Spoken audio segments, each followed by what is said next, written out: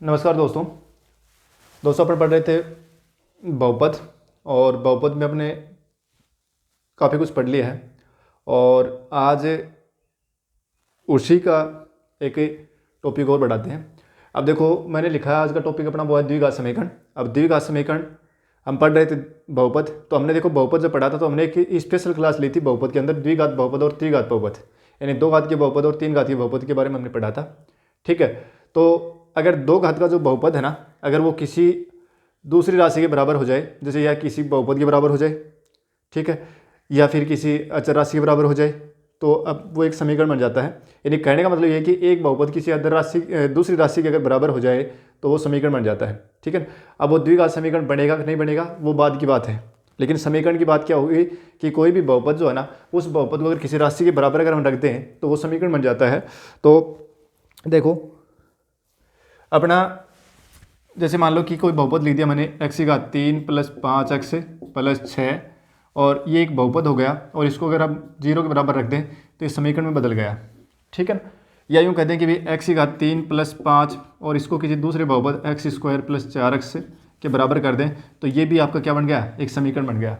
यानी दो बहुपदों को बराबर कर दिया या किसी एक बहुपद को किसी दूसरी राशि के बराबर कर दे, ठीक है, तो वो समीकरण बन जाता है। कहने का मतलब ये अगर इक्वल का साइन लग गया ना, बराबर चिन्ह लग गया तो वो समीकरण बन गया। ठीक है, तो आज की जो क्लास होगी वो द्विघात समीकरण को लेकर के होगी, यानी इसमें स्पेशल केवल और केवल हम पढ़ेंगे तो वो द्विघात समीकरण पढ़ेंगे। और द्विघात समीकरण जो है ना, ये दोस्तों एक ऐसा टॉपिक है जिसमें से पर्सन जो परीक्षा में 101% आएगा। नहीं, अगर कहीं बीजगणित है, सिलेबस में बीजगणित है, तो उसमें से द्विघात समीकरण के ऊपर तो पर्सन निश्चित है आना। ठीक है ना, बहुत ही महत्वपूर्ण टॉपिक है और इसमें से पर्सन जो है वो भी अच्छे अच्छे पर्सन आते हैं। अब सबसे पहली बात तो ये है कि द्विघात समीकरण की पहचान के ऊपर प्रश्न पूछ लेते हैं। अब छोटे एग्जाम में मैंने कई एग्जाम में देखा है इस टाइप का पर्सन जो है ना, वो 4 ऑप्शन देते हैं बना के और कहते हैं कि इनमें से कौन सा द्विघात समीकरण नहीं है। जैसे मान लो कि ये मैंने एक पर्सन लिख दिया कि भाई 4 पार्ट लिखे हैं, चारों में से मेरे को पूछ लिया कि भाई इनमें से कौन सा द्विघात समीकरण नहीं है। ठीक है, तो द्विघात समीकरण के लिए तो हमने तो एक बात पहचान कर ली कि भाई ऐसा कोई समीकरण होगा जिसमें चर की घात अधिकतम 2 होगी। ठीक है भाई, द्विघात समीकरण के बारे में पढ़ रहे हैं तो इसका मतलब ये है कि ऐसा कोई समीकरण हो जिसमें चर की घात क्या होगी, अधिकतम 2 होगी। ठीक है, तो इसमें देख लेंगे भाई दो घात कहाँ कहाँ बन रही है, तो दो घात यहाँ बन रही है, यहाँ 3 घात बन रही थी, तो हो ही नहीं सकता। ठीक है ना, एक बार प्रारंभिक में तो ये देखेंगे लेकिन होगा ऐसा नहीं। ठीक है, और यहाँ पर बन रही है तो शायद ये हो जाएगा। ठीक है ना, ये भी शायद नहीं हो सकता। तो अगर हम देखें जब तक पूरी जानकारी नहीं होगी तब तो हम ये कहेंगे भाई इन दोनों में से तो ये दो तो हो जाएंगे, ये दो नहीं है। ठीक है, लेकिन कुछ निकलेगा अलग ही। तो देखो पहचान करने पर हम चलेंगे। तो द्विघात समीकरण बात समझ में आ गई, क्योंकि ऐसा समीकरण होगा जिसमें चर की अधिकतम घात 2 होगी। ठीक है ना, यानी चर की घात 2 होगी। ठीक है, अगर उस चर की घात 2 वाला पद अगर विद्यमान है उस समीकरण में तो वो द्विघात समीकरण होगा, अन्यथा नहीं होगा। ठीक है, लेकिन ध्यान रखें कहीं ऐसा भी नहीं हो अपना जो द्विघात समीकरण है वो इस रूप में मिलेगा, ax² + bx + c = 0। ये उस द्विघात समीकरण का मानक रूप हो गया। ठीक है, ये बाद में ये जो बात लिखी है बाद में देखेंगे अपन। ठीक है, तो ये अपना क्या हो गया, एक द्विघात समीकरण हो गया, मानक रूप में हो गया।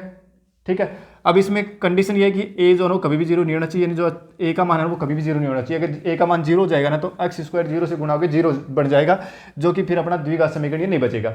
ठीक है, अब बात आती है अपनी कि जैसे मान लो कि x² + x 1/x = 0 अगर ऐसा हो जाए तो क्या ये द्विघात समीकरण है। ठीक है ना, इसमें भी तो x² की घात 2 मैंने x की घात 2 का पद तो इसमें विद्यमान है ही कि, तो यही तो बात हमने पढ़ी कि x की घात 2 का पद विद्यमान हो तो वो समीकरण जो द्विघात समीकरण होगा। तो केवल इतना नहीं है कि भाई इतने से ही काम चल जाएगा, पहले उसको सोल्व करके देखेंगे, यानी इस रूप में चेंज करेंगे, मानक रूप में चेंज करेंगे। जो भी समीकरण है उस समीकरण को पहले अपन इस रूप में मानक रूप में बढ़ा के लेके आएंगे, और मानक रूप में बढ़ाने के बाद में अगर अपने पास x की घात 2 का पद अगर उसमें विद्यमान है, मानक समीकरण बन गया, मानक रूप बदल गया और उसके बाद में x की घात 2 का पद अगर बच गया तो हम कहेंगे कि ये द्विघात समीकरण है, अन्यथा द्विघात समीकरण नहीं होगा। तो यहाँ पर हम ये नहीं कह सकते ये द्विघात समीकरण होगा। क्यों? क्योंकि अगर इसको मानक रूप में चेंज करेंगे ना तो x की घात 3 का पद बनेगा। ठीक है ना, x की घात 3 बनेगा तो ये 2 घात का बहुपद नहीं, आपका 2 घात का समीकरण नहीं बनेगा। ठीक है, तो ये 3 घात का बन जाएगा फिर। ठीक है, तो देखो पहले इसके ऊपर पहचान के ऊपर चर्चा कर लेते हैं थोड़ी सी।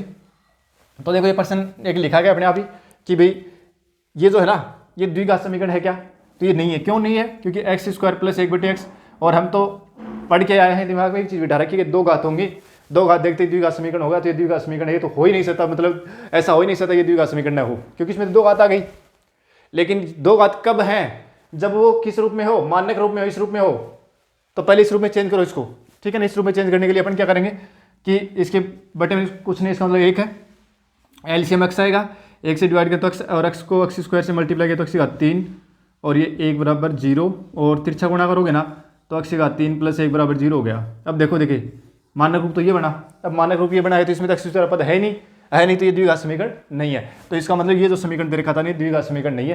तो 1% तो एग्जाम में यही आता है कि भाई इनमें से कोई भी 4 समीकरण देगा बना के, कहेगा कि इसमें से कौन सा द्विघात समीकरण नहीं है, ठीक है। तो ये 4 ऑप्शन क्वेश्चन मैंने लिखे हैं और इन चारों के ऊपर मैं चर्चा कर रहा हूं कि इनमें से कौन सा द्विघात समीकरण और कौन सा द्विघात समीकरण नहीं है। तो देखो पहले के ऊपर चर्चा करें, x प्लस 2 का होल स्क्वायर प्लस 5 बराबर 0, क्या ये द्विघात समीकरण है, ठीक है। तो अभी तो नहीं पता चल रहा अपने को, सॉरी एक्स आगे, अभी तो पता नहीं चल रहा है, तो अपन क्या करेंगे पहले इसको a प्लस बी के होल स्क्वायर से इसको खोलेंगे, तो a प्लस बी का होल स्क्वायर बराबर क्या हो जाएगा, a square plus 2ab plus B square हो गया। a का मान कितना है, ये है ना x, तो x square plus B square, 2 का स्क्वायर 4 प्लस 2ab, तो 2 दूनी 4 4x, भाई a square plus B square plus 2ab यही तो फॉर्मूला है, और बराबर प्लस का 5 है बराबर x, इस x को ले आओ इस साइड, तो x स्क्वायर 4x तो थी पहले से रेखी और आ गया, तो ये माइनस का हो गया तो 3x हो गए, और 5 4 प्लस के 5 है तो प्लस के 9 हो गए, बराबर बन गया 0।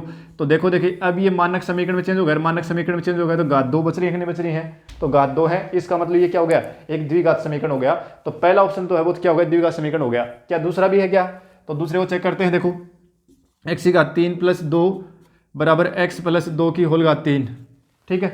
तो a प्लस बी का होल क्यूब, तो क्या होता है a प्लस बी का होल क्यूब का फॉर्मूला क्या होता है भाई, a cube plus B cube plus 3ab into A square a plus B, ये होता है। तो रखो मान x की घात 3 प्लस 2 बराबर a क्यूब, a की जगह x है तो x cube plus b cube, b की जगह 2 है तो 2 की घात 3 मतलब 8 प्लस 3ab, तो 3 गुणा ab, तो 3 दूनी 6x, और a plus B x plus 2, x की घात 3 प्लस 2 बराबर x की घात 3 प्लस 8 और प्लस 6x स्क्वायर, और 6x को प्लस 2 से गुणा तो 12x, ठीक है।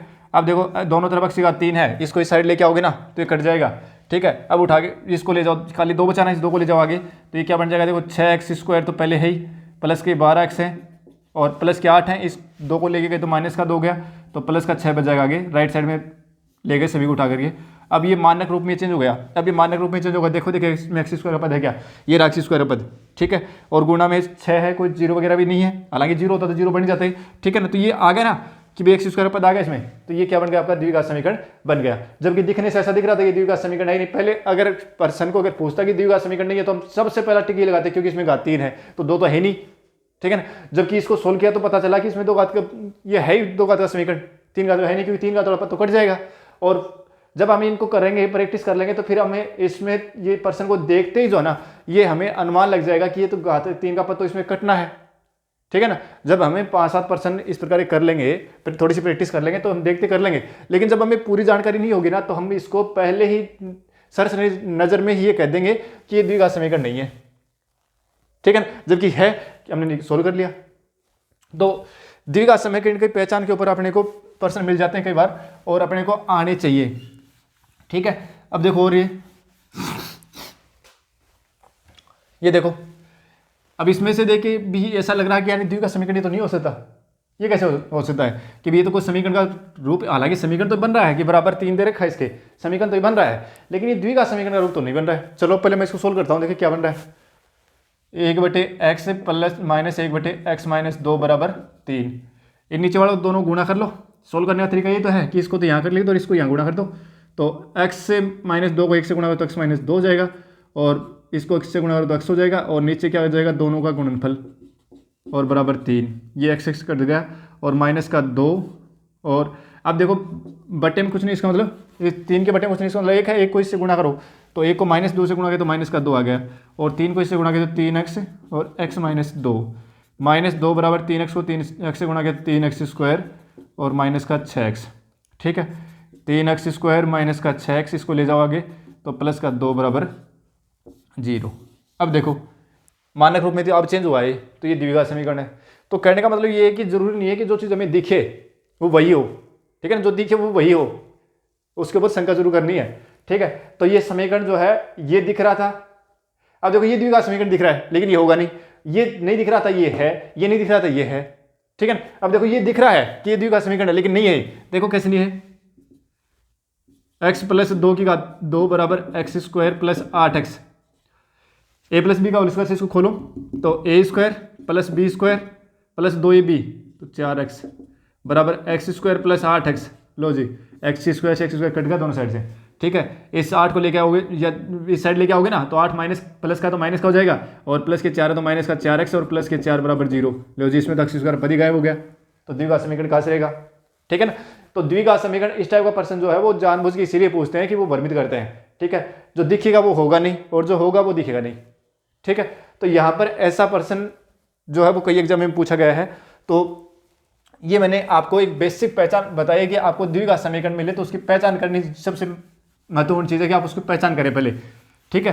पहचान करने आगे तो फिर आगे बढ़ते हैं।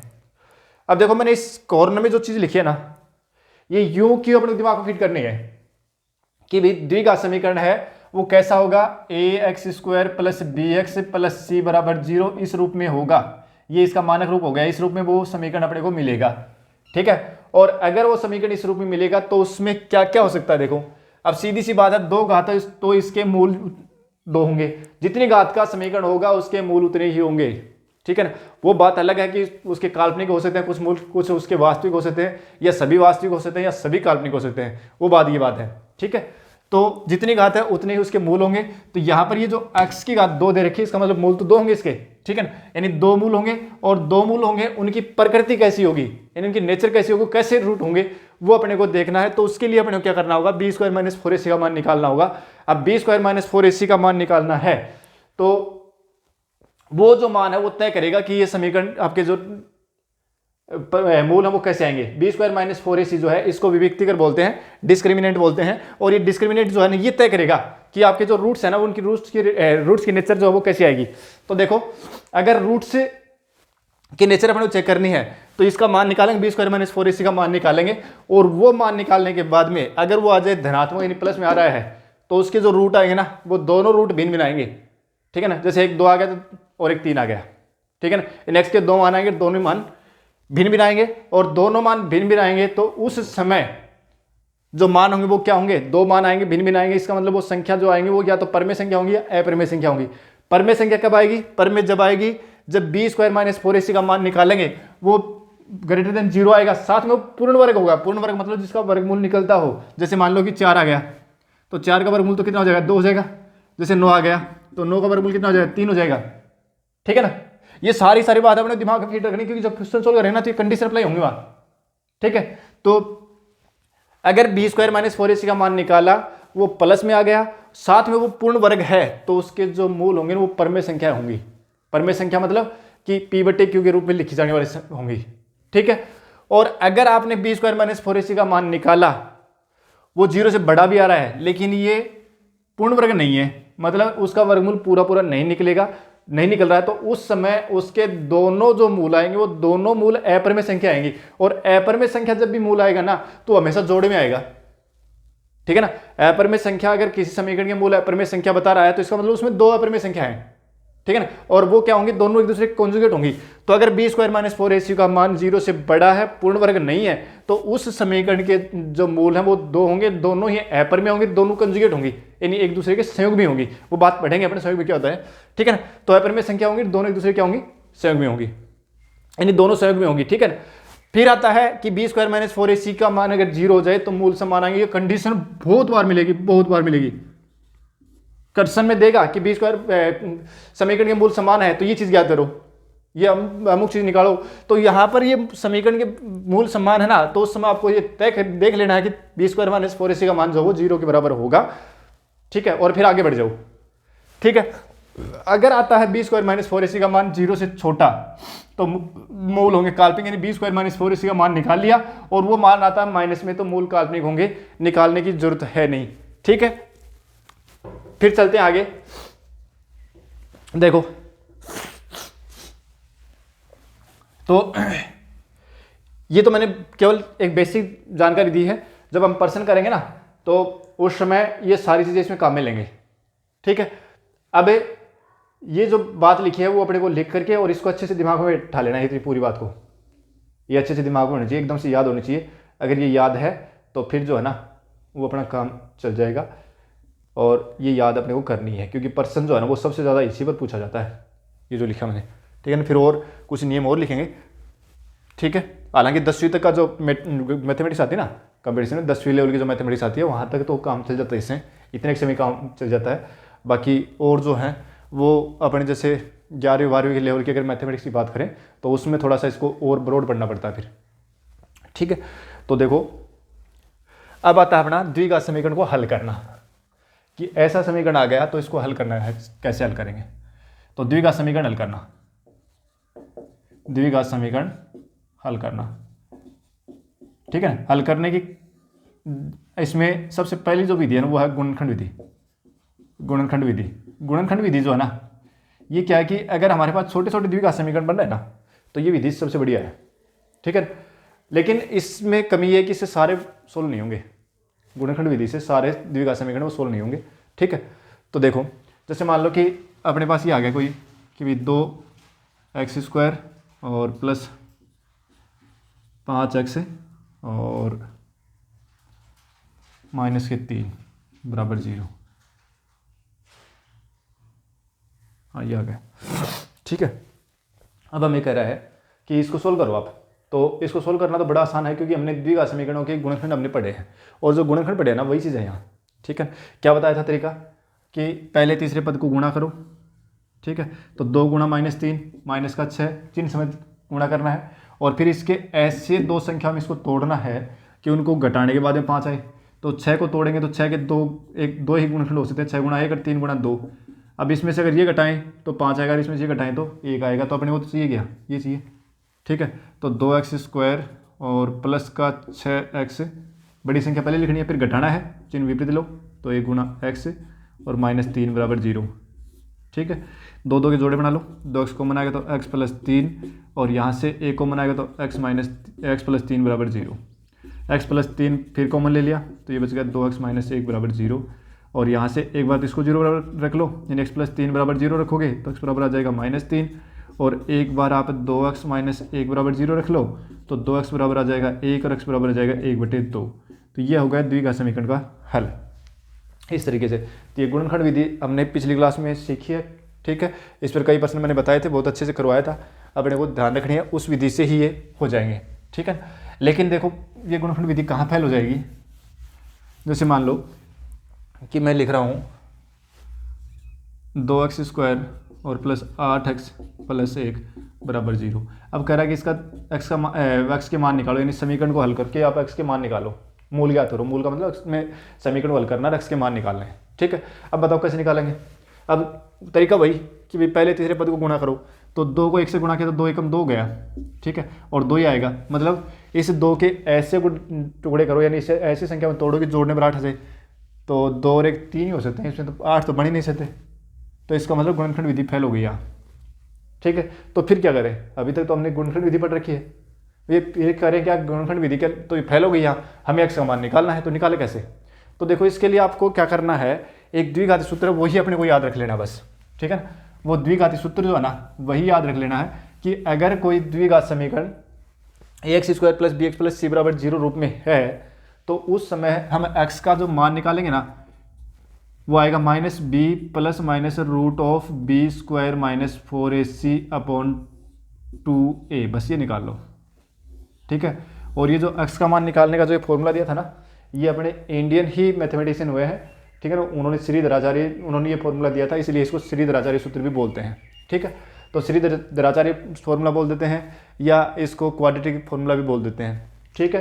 तो अगर ax² + bx + c बराबर 0 अगर है तो उस समय x का मान निकालें तो ये काम में लेंगे। अब देखो अगर अपना गुणनखंड विधि फेल हो जाए ना तो ये काम में लेना, नहीं तो गुणनखंड विधि से सीधा निकल जाएगा। हालांकि जब अपनी प्रैक्टिस थोड़ी अच्छी हो जाएगी ना तो ये ज़्यादा, ये जो मैं समीकरण लिख रहा हूँ ज़्यादा बड़े होते नहीं है, फटाफट इसके आंसर आ जाएंगे, ठीक है। हाँ ये कहीं जरूरत पड़ेगी, क्योंकि कई बार क्या बड़ी बड़ी संख्या आती हैं जिनके गुणनखंड करना बड़ा मुश्किल होता है, छोटी संख्या उनको तोड़ना मुश्किल होता है। अब तोड़ना मुश्किल होगा तो फिर क्या करेंगे, तो वो फेल हो जाती है अपनी विधि, गुणनखंड विधि जो है वो बात फिर, क्योंकि उसका क्षेत्र जो है संक्षिप्त है, छोटी संख्या वाली वो कामयाब है, ठीक है। तो फिर ये जो है ना ये काम दे देगा अपने को, ये सभी के लिए है, कोई भी हो सभी का निकाल देगा। अब इससे मजे वाली बात ये है कि इससे जरूरी नहीं है कि वास्तविक जो आपका ये जो बनेगा ना मूल काल्पनिक, तो ये काल्पनिक मूल भी बताता है कि काल्पनिक मूल इस तरह के आएंगे, ठीक है ना। ये सूत्र जो है ना काल्पनिक मूल भी निकाल के देगा आपको, ठीक है ना। तो काल्पनिक मूल जो है ना वो तो फिर अपनी एक वास्तविक विश्लेषण कॉम्प्लेक्स नंबर एनालिसिस जो है उस कॉम्प्लेक्स एनालिसिस में कॉम्प्लेक्स नंबर पढ़ते हैं, सम्मिश्र संख्याएं, वो सम्मिश्र संख्या जो है ना वहाँ पर पढ़ने को मिलता है, यानी ये condition B square minus 4ac का मान 0 छोटा, लेकिन वहाँ पर नहीं पढ़ेंगे अभी, क्योंकि अपन जब 10th स्टैंडर्ड की बात करें ना तो ये चीज़ अपने है नहीं, ठीक है ना। बस हाँ ये हो सकता है कि ये कंडीशन याद रखें कि मूल काल्पनिक है तो कहेगा कि कोई को मूल काल्पनिक की कोई कंडीशन देगा और उसमें कह देगा कौन सा ऑप्शन इसमें ठीक है, ठीक है। तो उसका मतलब ये कि बी स्क्वायर माइनस 4ac का मान 0 से छोटा आएगा, माइनस में आएगा, तो ये अपने को याद रखनी है उसका लिए, ठीक है। अब देखो अभी मैंने एक समीकरण लिखा था कि भी 2x स्क्वायर प्लस 8x और प्लस 1 बराबर 0। अब इसमें x का मान निकालना, तो कैसे निकालेंगे, ठीक है। तो कैसे निकालेंगे, तो भाई देखो क्या करना है अपने को, सबसे पहले आपको देखो तुलना करके ए बी सी की तुलना करके ए बी सी के मान लिखो, तो a बराबर 2, b बराबर 8 और c बराबर 1, ठीक है।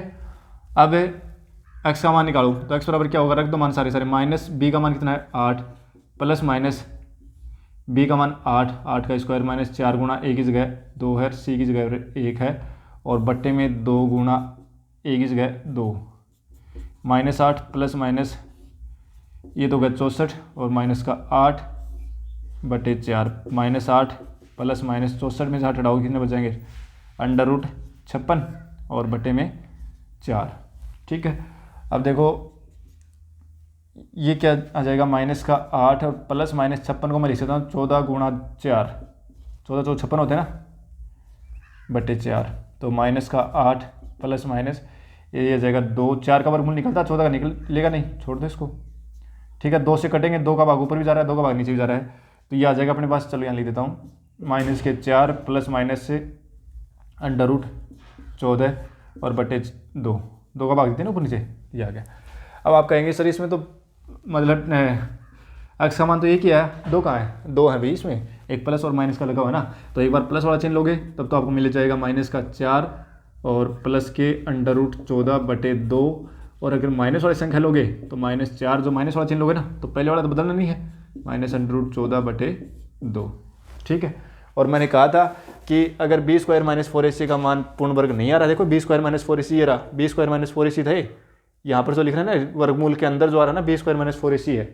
अब इसका पूरा वर्गमूल नहीं निकला था, देखो ये 56 आया था, इसका बी स्क्वायर माइनस 4ac का मान 56 आया था, और 56 का वर्गमूल जो है ना पूरा नहीं निकलता, नहीं पूर्ण वर्ग नहीं है। इसका मतलब इसके जो मूल आएंगे ना वो अपरिमेय संख्या आएंगी, और अपरिमेय संख्या आएंगी तो वो कैसे आएंगी, दोनों संयोग में आएंगी। तो ये देखो अपरिमेय संख्या दोनों संयोग में है, संयोग में मतलब ये हुआ कि जो वर्गमूल वाला जो पद है ना उनके चिन्ह विपरीत आएंगे, तो ये प्लस का तो ये माइनस का आएगा, ठीक है। तो ये इस तरीके से अपने को ध्यान रखना है। चलो और देखते हैं,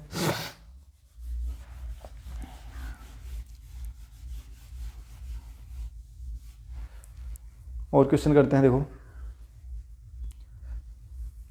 ये लिख रहा हूँ मैं कि अंडर रूट 2x स्क्वायर और प्लस का 7x प्लस 5 अंडर रूट 2 बराबर 0। अब इसके मूल ज्ञात करने हैं, x का मान निकालो क्या आएगा, ठीक है। तो ये हालांकि ये प्रश्न जो है ना ये द्विघात समीकरण है, गुणनखंड विधि से भी बन जाएगा, लेकिन क्या कि हमारे जब ऐसे प्रश्न किए हुए नहीं है ना तो हम सीधा जो है ना वर्गमूल वाली संख्या देख के एक बार घबरा जाते हैं, पता नहीं क्या है। तो देखो तरीका तो वही है, गुणनखंड विधि से हो जाएगा ये। क्या पहले तीसरे पद को गुणा करो अंडर रूट 2 को और इससे गुणा करोगे ना, तो भाई 5 को अंडर रूट 2 है, इसको रूट 2 से और गुणा करोगे तो रूट दो गुणा होकर 2 जाएगा, और 2 गुणा 5 बराबर हो जाएगा 10। इसका मतलब पहले और तीसरे पद का गुणनखंड कितना आ रहा है, 10 आ रहा है। अब 10 के ऐसे गुणनखंड करो कि जोड़ने के बाद में 7 आ जाए, तो क्या आ जाएगा, under root 2x square plus 5x, ठीक है, और फिर प्लस जोड़ना है, 10 के क्या होंगे 5 गुणा 2 क्या, तो 2x और प्लस 5 अंडर रूट 2 बराबर 0, ठीक है। अब 2 के पेयर बना लो, अब इसमें से कुछ कॉमन आ रहा है क्या, तो x कॉमन आएगा, रूट 2x बचेगा प्लस का 5, इसमें से कुछ कॉमन आ रहा क्या, अभी दिख रहा है कि कुछ भी कॉमन नहीं आ रहा, लेकिन कॉमन आ रहा है, देखो 2 की घात यहाँ 1 है, यहाँ आधी है, ठीक है, 2 की घात यहाँ 1 है, आधी वर्गमूल का मतलब घात आधी है, तो 2 की घात 1 है या घात आधी है, तो आधी घात कॉमन आ सकती है, तो आधी घात कॉमन लेंगे मतलब वर्गमूल 2 कॉमन ले लिया, तो एक आधी कॉमन ले तो आधी बच गई ना, √2 बच गया, और साथ में एक्स है प्लस का 5 है। देखो देखिए ये चीज़ बराबर है, क्या बराबर ही तो है। तो √2x प्लस 5 फिर कॉमन ले लिया, x प्लस √2 बराबर हो गया 0। ठीक है, अब दोनों को 0 बराबर रख लो कि यदि x प्लस √2 बराबर 0 तो यहाँ से x बराबर क्या आएगा, -√2 आएगा, और या √2x प्लस 5 बराबर 0 है तो उस समय √2x बराबर -5 आएगा और x बराबर हो जाएगा -5/√2। तो ये आ गया। ठीक है, अब ये जो है ना गुणनखंड विधि से थोड़ा सा ऐसे लग रहा था कि नहीं होगा, लेकिन हो गया। ठीक है ना, तो जरूरी नहीं है, पहले तो अपने को जब कोई द्विघात समीकरण देना तो सबसे पहले गुणनखंड विधि के ऊपर ही देख लिया करो उस पर, और ये देखिए कि भाई ऐसी संख्या बड़ी है, अपना नहीं चल रहा काम, तो फिर आपके पास ये जो है ना सभी का ट्रीटमेंट करने के लिए एक ही है। ठीक है, सभी का इलाज इसी से होगा, तो ये सभी के लिए आप अप्लाई कर सकते हैं। ठीक है, देखो और देखते हैं, 1-2 पर्सन और करते हैं, फिर उसके बाद में अपन कंडीशन के ऊपर चलेंगे।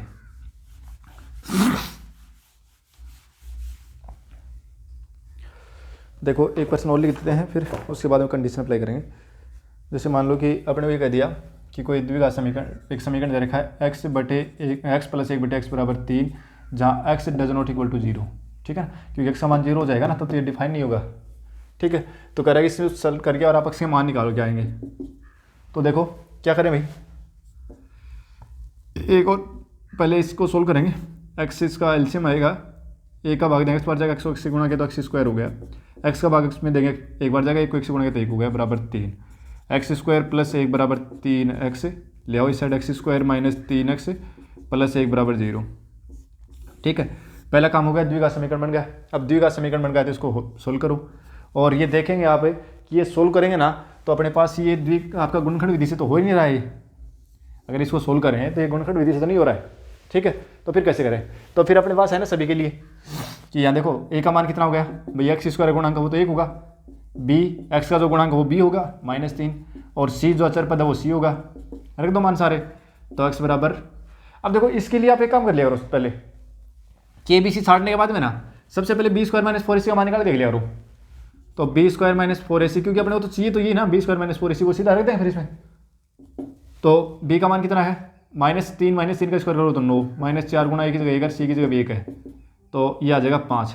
डज नॉट इक्वल टू, मतलब ये न तो 0 है और न ही माइनस में, इसका मतलब इसके मूल वास्तविक होंगे, मिल जाएंगे अपने को। ठीक है, तो देखो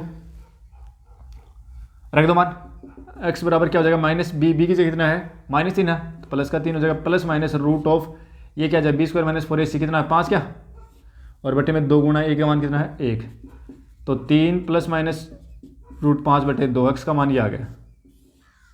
ठीक है, तो ये आ गया, एक बार तो धनात्मक रूट आ जाएगा और एक बार ऋणात्मक आ जाएगा, यानी 2 मान आ गए इसमें। x का मान जो है ना एक बार प्लस लोगे तब तो ये आ जाएगा 3 प्लस √5/2, और x का मान अगर माइनस लोगे तो 3 माइनस √5/2। बस ये तो चाहिए था अपने को, आगे। ठीक है, तो ये था अपना द्विघात समीकरण हल करना। ठीक है, जब एक तो गुणनखंड विधि बता दी मैंने, और आपको एक द्विघात सूत्र बता दिया, जिससे अपने को ये आराम से द्विघात समीकरण जो भी आएंगे उनको हल कर लेंगे। द्विघात समीकरण की पहचान भी आ गई। अब छोटा सा एक है,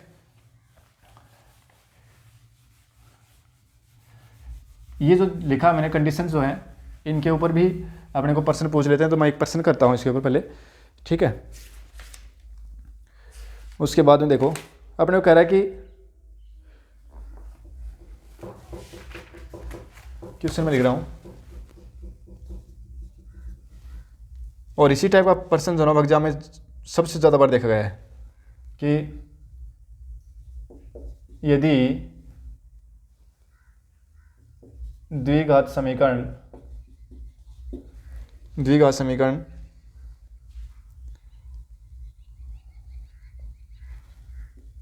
kx गुणा x माइनस 2 प्लस 6 बराबर 0